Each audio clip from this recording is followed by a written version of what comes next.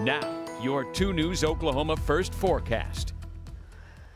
Good Monday afternoon. You can see some of those clouds starting to build in behind me, starting to see some cumulus development. And yes, as indicating that there will be some pop-up showers and storms today. I know what none of us want to hear right now because we've had some drier air moving in thanks to those north winds. But if we take a look over onto radar, you could see some of those pop-ups starting to develop right now. Again, these are south and off to the east of the Tulsa metro area.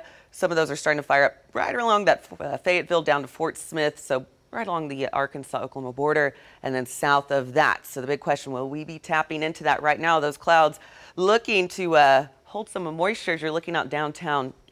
Temperatures, let's talk about this first. 85 here for Tulsa.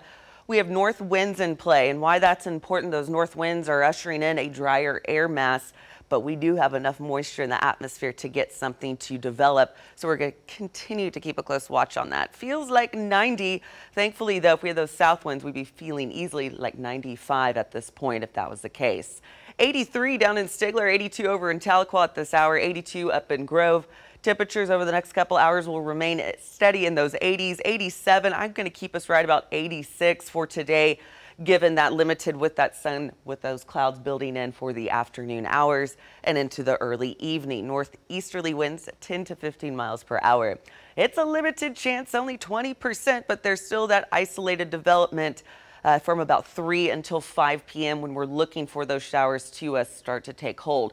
Good news, far western counties, I'm not seeing anything in your area. This is really going to impact the eastern portion of our area, but we might see 1 or 2 slip into Tulsa County. So I'm going to step over here so we can talk about this a little bit more. There's that development. It will be very quick. It will be moving in and out. It's all associated with a cold front that's sagging just to the south of our area. That's bringing a lot of moisture towards the Gulf. Here in our area, we're not expecting anything widespread. Again, just an isolated chance at best. If one of these does develop, as we are aware of, it is capable of producing a lot of rainfall in a short amount of time. So be prepared for that if one does happen to develop.